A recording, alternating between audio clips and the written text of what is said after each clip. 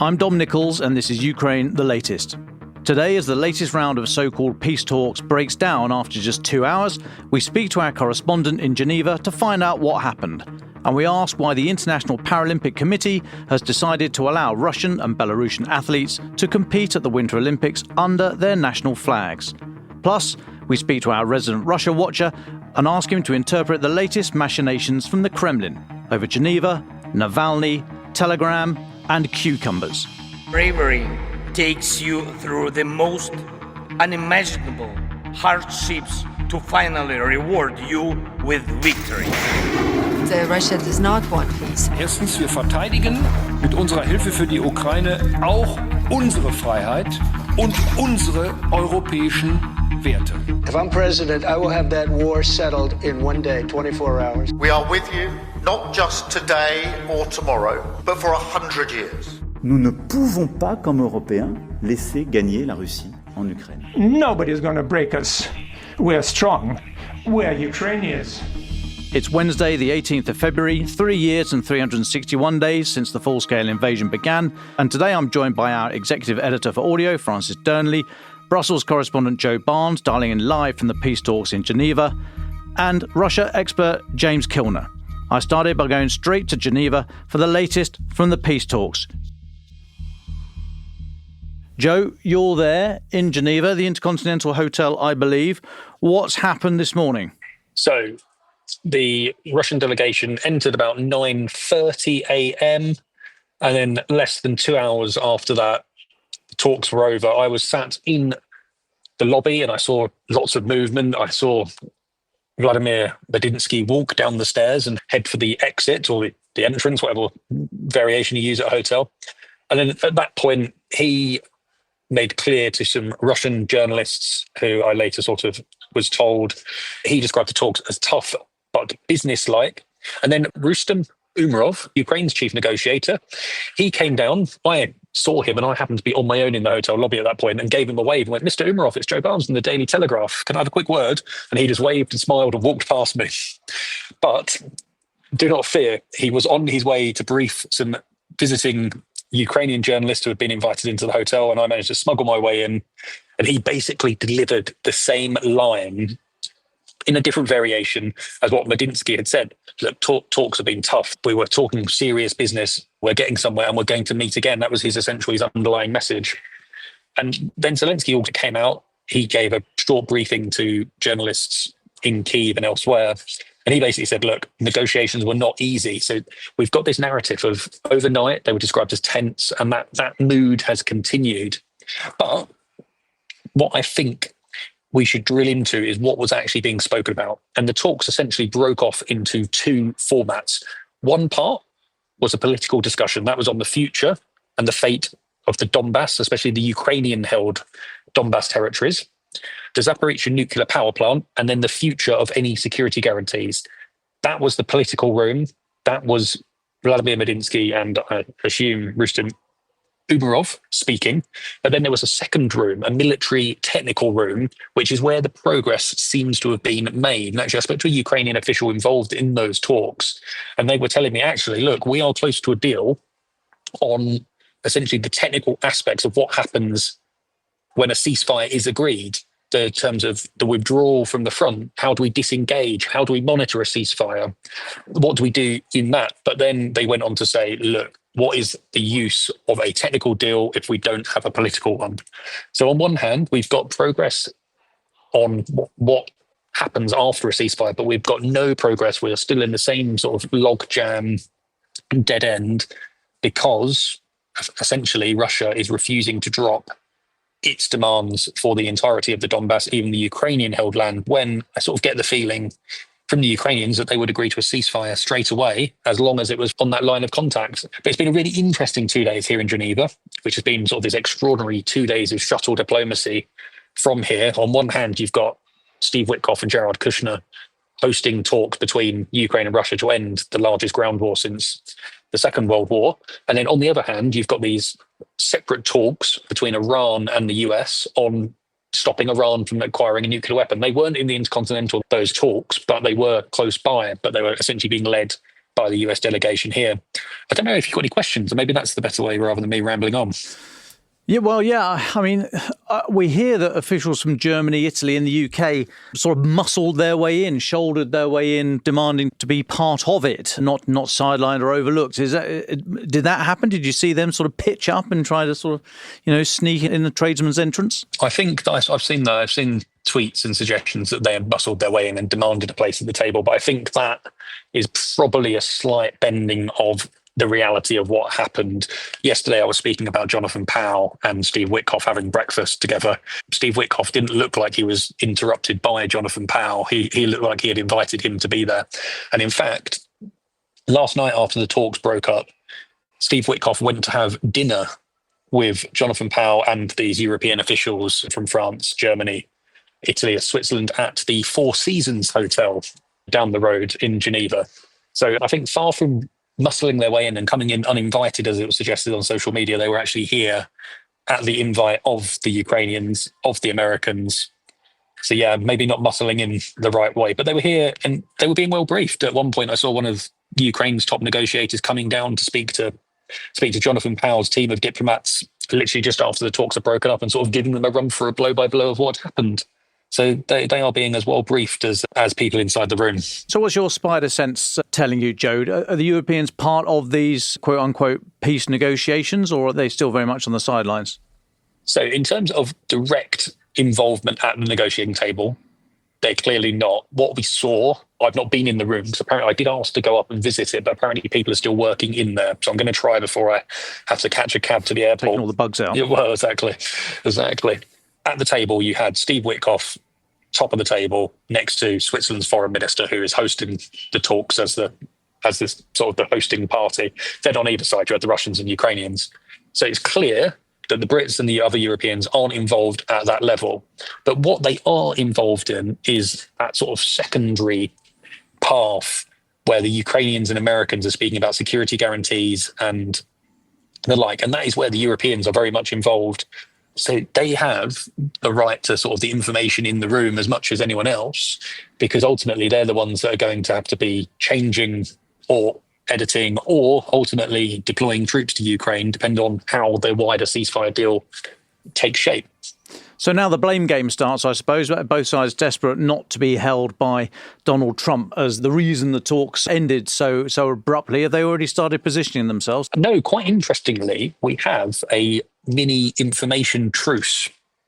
So I was speaking to a Ukrainian official and I was like, why didn't you say anything yesterday? And they said, look, it's because we agreed with the Russians and the Americans that we weren't going to criticize each other. We weren't going to speak on the details of what happened inside the negotiations after the talks. We're going to basically, the first thing that we should all hear from each other is we should return on Wednesday morning, to the negotiating table. And that is the next noise from both sides that we should hear. And that truce did largely hold. I think President Zelensky came out and sort of blamed the Russians for allowing talks to drag on and trying to drag them out.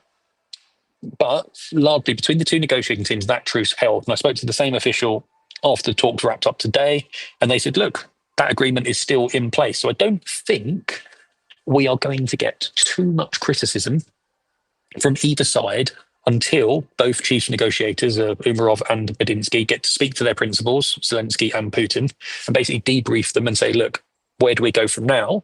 What's been quite interesting is Medinsky left and then returned after sort of the building had cleared out, and I happened to be still sitting in the lobby waiting for my flight later this evening. And he came back up and he went upstairs. He then left, and then one of the Ukrainians came back and did the same. So it's clearly there is still some shuttle diplomacy between, maybe not trilateral, but bilateral talks between Moscow, Kyiv, and DC happening. So basically the Americans are trying to find out what are the parameters for us to hold a next round of talks. And both the Ukrainians and Russians are trying to basically convince Donald Trump and his people that they're still interested in talking, even though there isn't a clear sign or a clear way out of this conflict for now. Either that or they've both left their phone chargers in the room, which is what I always do.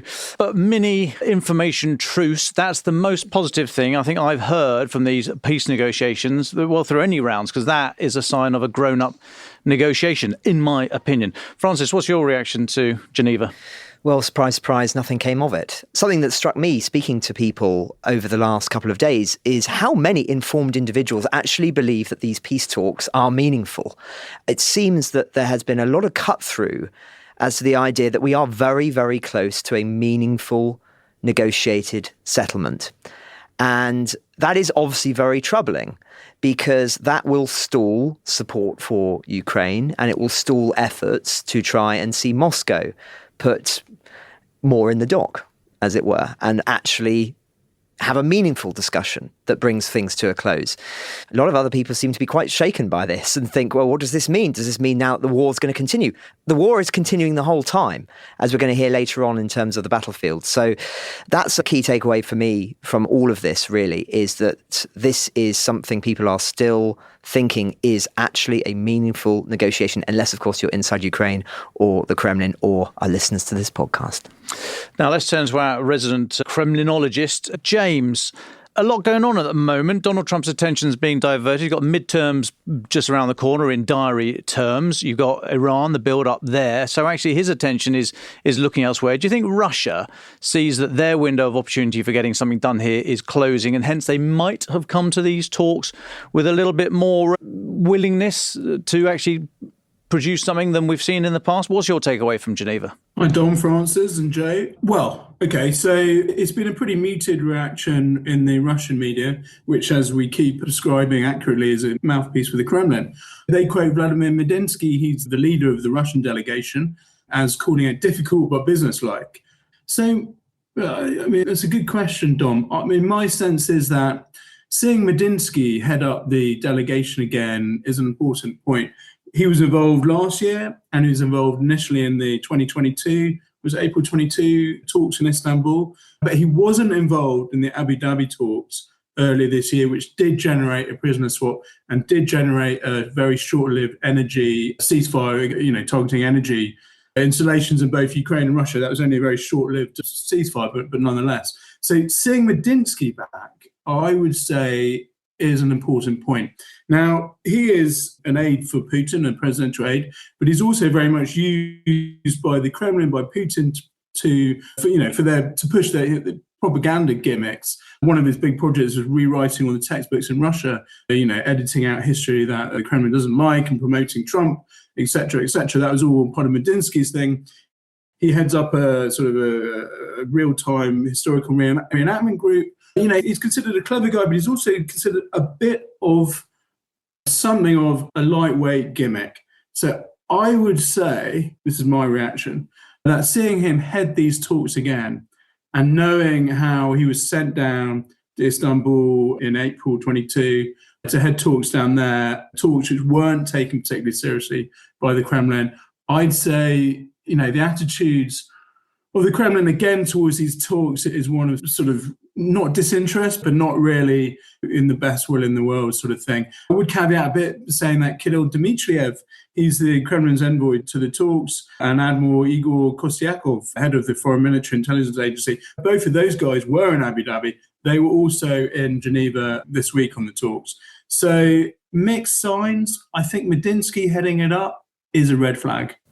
Yeah, as advertised, that's what all the comment was ahead of the talk starting in Geneva. But I do think time's running out. Midterms not that far away. Anyway, away from Geneva, James, what else happening in Russia? This week, obviously, Monday marked 2 years since the murder of Alexander Navalny. How's that gone down in Russia? What's happened there? No coverage of this whatsoever in the Russian media, as you can imagine. The Kremlin has officially denied that it poisoned Navalny with his Ecuadorian frog poison. I have to say there were 19 people detained across Russia on February the 16th, the second anniversary of his murder, for how to correctly frame this, for mounting sort of makeshift memorials or going out there, not protesting, but marking the event. It really shows the totalitarian nature of Russia, not that we need a particular reminding that people can't mark the event 2 years on of the death of a very high, public figure. So, I mean, typical lockdown over the Navalny issue, Dom.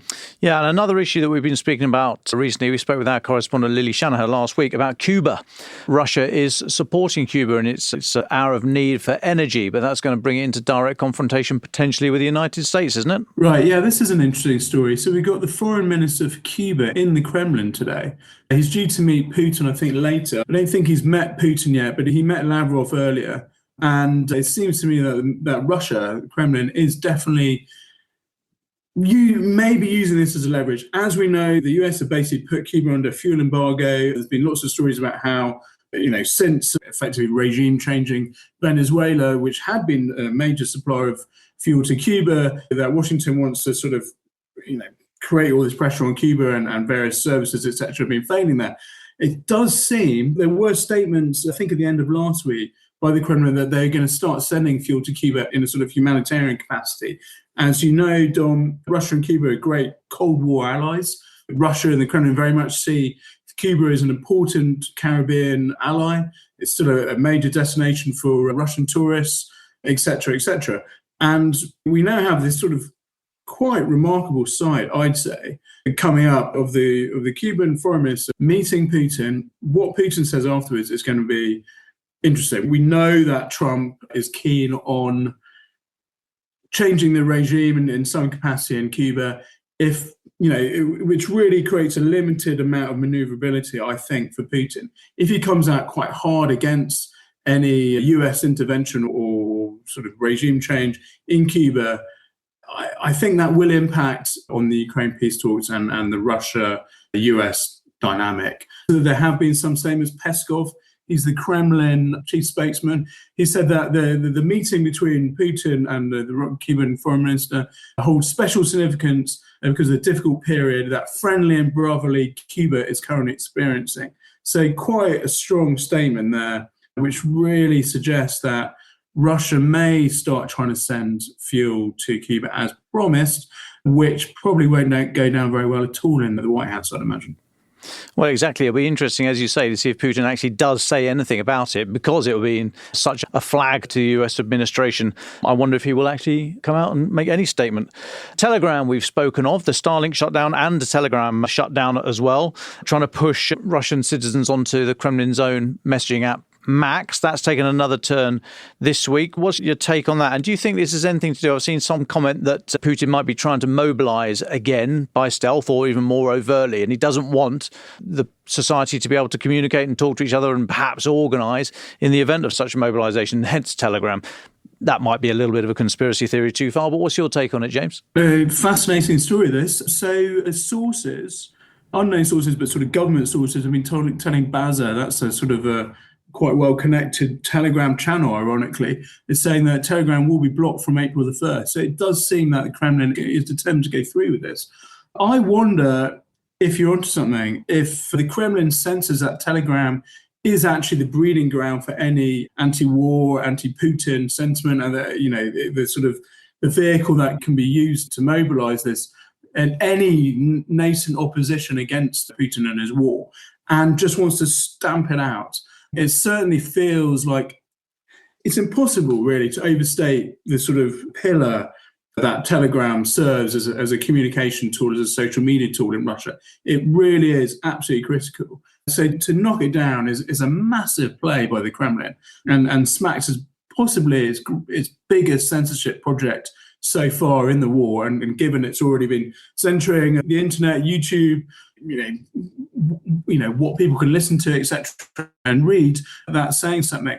So I really think that the Kremlin has decided that the stakes are so high, that it's so worried about something, that the economy may be so fractured, possibly another mobilization. I'm not convinced by that, but it's worried about the sentiment of the public, that it's just gone for this.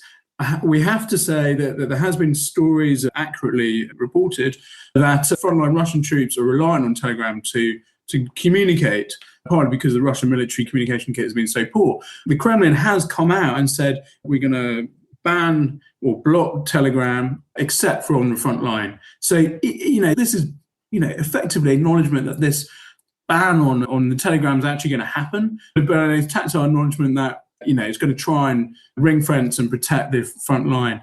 So, yeah, I think it's happening, and I think it's a high-stakes thing. What the Kremlin wants to do is push it onto a messaging system that it built last summer called Max. There has been a story floating around, and I can't confirm it, but it's worth flagging up to listeners, Dom, that Putin may own a stake in Max's controlling company, Verker. He has a son of a cousin, so not a direct cousin, who lives a rather low-key life up in St. Petersburg as a fencer, who owns a 13% stake in Verker, which is the big sort of Facebook mega communication company linked very strongly to the Kremlin and Kremlin propaganda. Verker is the official vehicle for Max. So there is another element to this story playing out as well. When you say Putin's relative is a fencer, do you mean he's a sportsman or a dealer in stolen goods? Sorry, I mean, he literally mends fences. Oh, he mends fences, right. Option 3. Right, okay, fair enough. But he apparently owns a 13% stake in Verker. So I'll let listeners be the judge. Profitable industry. Yeah, fencing industry must be good. Before you go, James, or do hang around if you're able to for final thoughts at the end, but before you go, Vegetable Gate, what's the latest on cucumbers?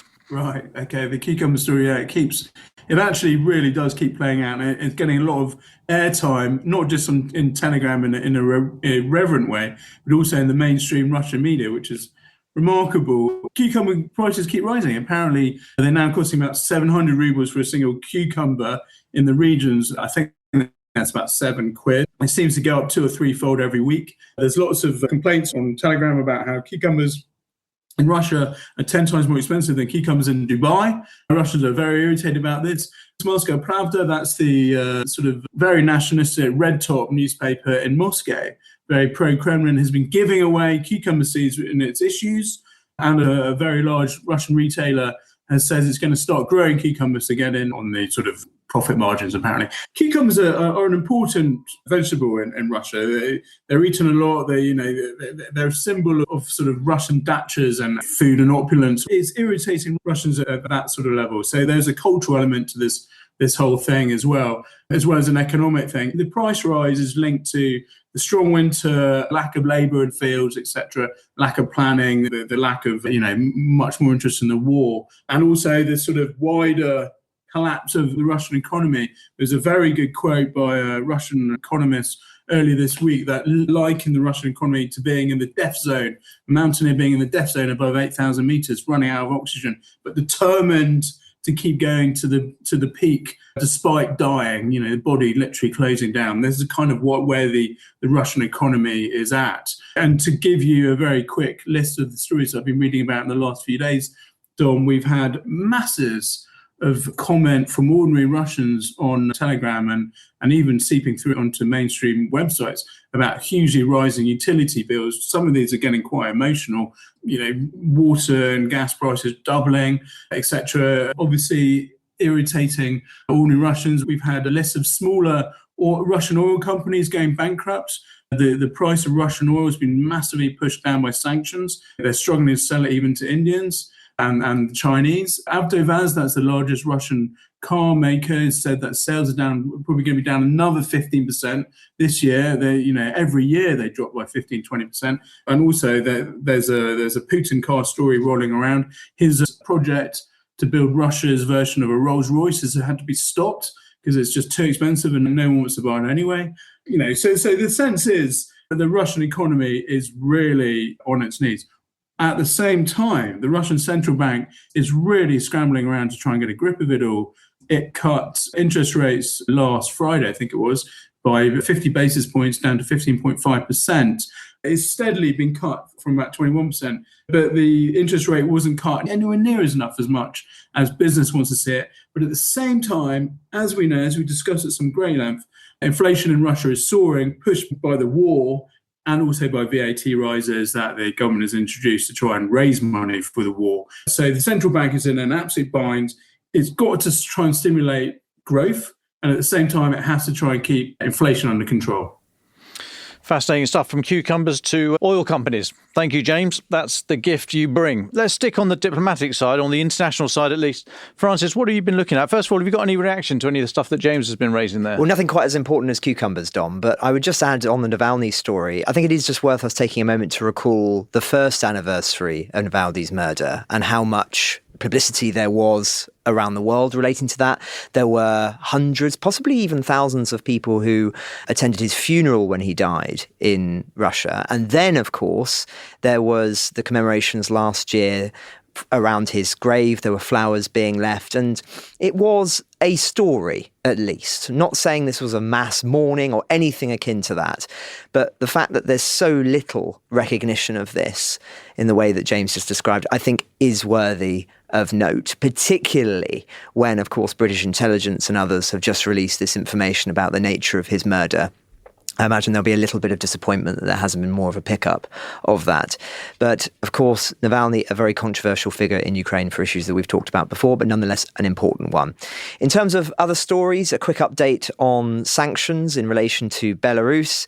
The Ukrainians have imposed another package of them on Lukashenko's government. To quote Zelensky, in the second half of 2025, the Russians deployed a system of relay stations on the territory of Belarus to control strike drones, which significantly increased the Russian army's ability to launch strikes on our northern regions, from Kyiv Oblast to Volyn.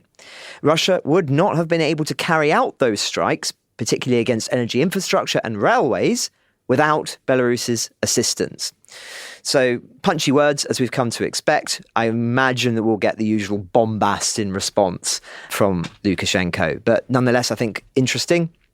In other news, an update on stolen children. Of course, a subject we've spoken about many, many times. Whenever there is a significant update on this, we always try and bring it to you. The fact that there isn't a lot, I think, reveals the state of play, frankly. The president's office has, though, just announced that 2,000 Ukrainian children have now been brought home from under Russia's control through the Bring Kids Back initiative. In a statement, they've said that each of these returns was made possible thanks to the daily efforts of our people, civil society organisations and international partners. We're grateful to everybody who has contributed to this fight, our country and the entire free world. The road ahead remains long and difficult. Thousands of children are still being held captive, becoming victims of Russia's crimes every day. But we will not stop until every Ukrainian child is back home. So a reiteration of arguments that they've made before, but it just bears repeating that the last statistics that we had that are trusted from Yale were at 35,000. I'm guessing that was probably 8 or 9 months ago now. So you can do the maths of how many more there could be that have been taken from the occupied territories and taken for re-education or worse. We've obviously spoken about that. Adley at the moment is actually working on this subject very closely, so expect more from her over the coming months on this. But whenever there is an update, we always want to bring it to you. The scale of this is just unimaginable, frankly. And I think the fact that with all these negotiations going on at the moment, they're not even part of the conversation, once again, is indicative of how much this has become focused on territory from the Russian and American perspective, rather than the actual human dignity point. But regardless. Lastly, I mentioned Belarus earlier, and just returning to a subject we've referenced quite a lot over the last week or so, it's now been confirmed that 6 athletes from Russia and 4 from Belarus will compete under their national flags in the upcoming Winter Paralympic Games in Milan. Now, that will be the first time, I think, since 2014 in Sochi at the Paralympics that Russia has been able to have its national flags flown. Just shows you how, on multiple fronts, from doping to war, they have been banned over the years. The IPC has extended the Bipartite Commission invitations to 6 Russian athletes and 4 Belarusians, we understand. These invitations are given to individuals rather than their international federations. So they allow entry for competitors who may not otherwise qualify via typical channels due to what they call extraordinary circumstances, such as international sanctions. So the timeline here, the IPC previously suspended Russia in 2016 because of the doping scandal. Then Belarus and Russia were banned in 2022 following the full-scale invasion of Ukraine. In 2023, there was the partial suspension instituted, allowing athletes from Russia and Belarus to participate as neutral competitors, and we saw quite a bit of that over the subsequent years. And then we had the IPC's decision in September last year, which we reported on, to reinstate the membership rights of Russia and Belarus. So this is the next step after that. So you can imagine Ukraine's Paralympic Committee is outraged. They said, "I'm very, very angry," their spokesman, "and outraged by the decision to allow Russian athletes to compete under their national flag. This is terrible."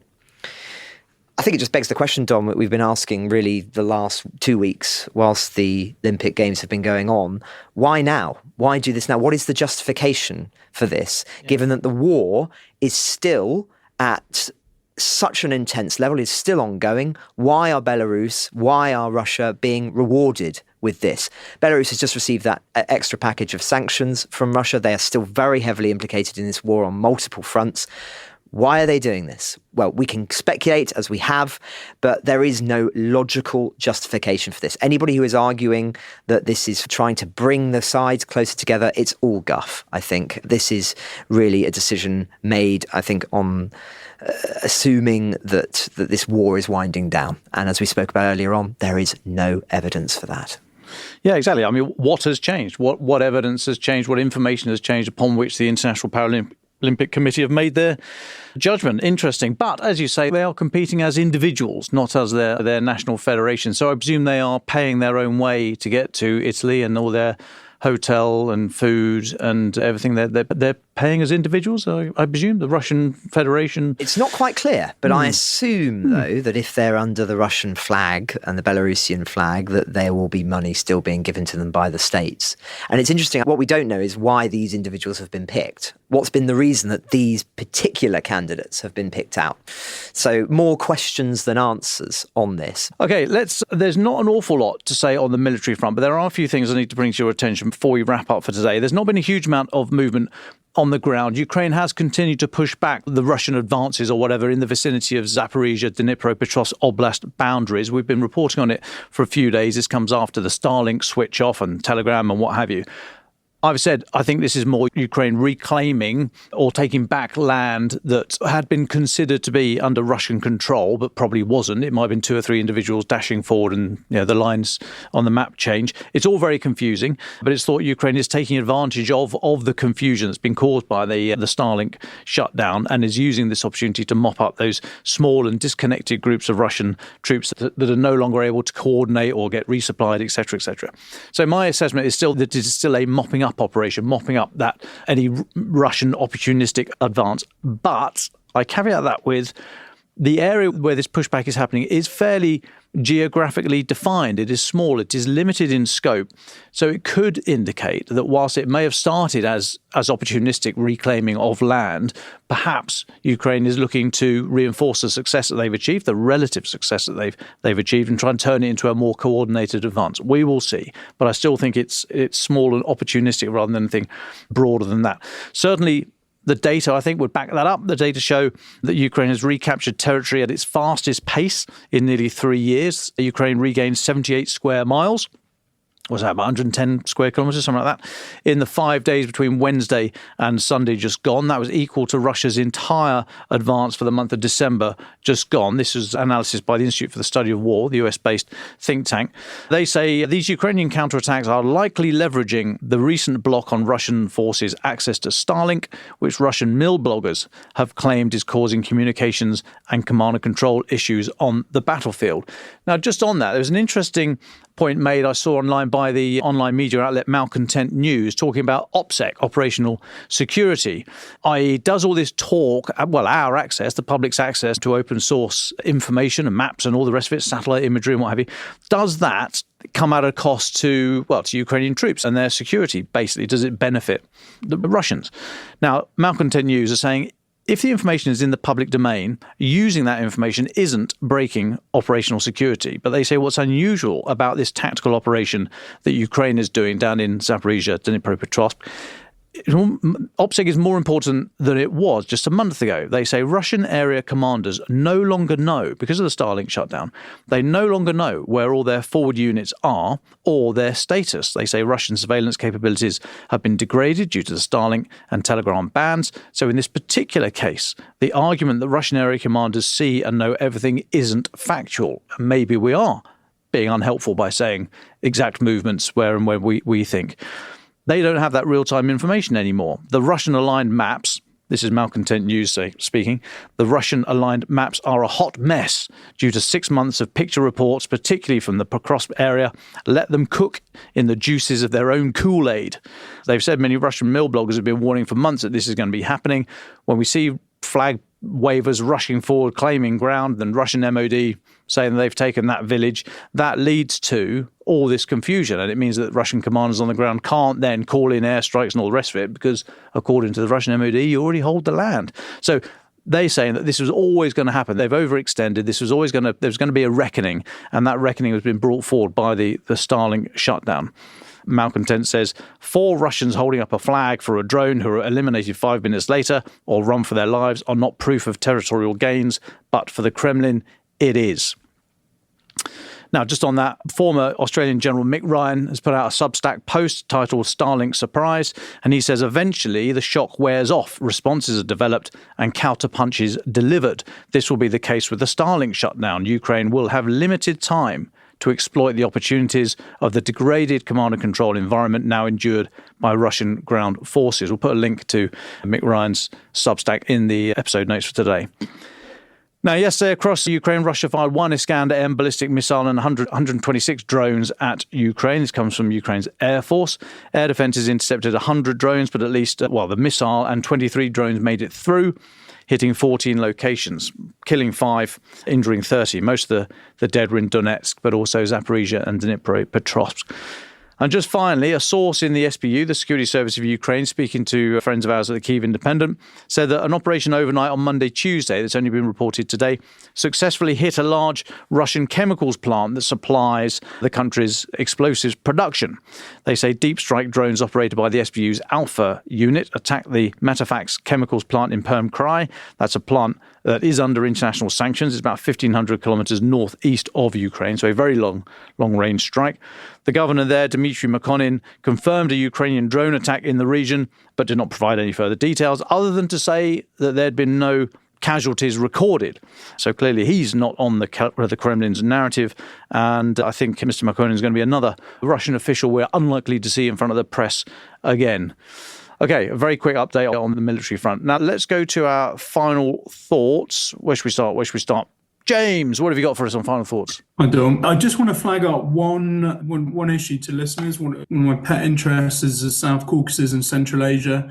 And we've had I call it almost remarkable sight of Ilham Aliyev. He's the president of Azerbaijan, meeting with Zelensky at the Munich Security Conference last week.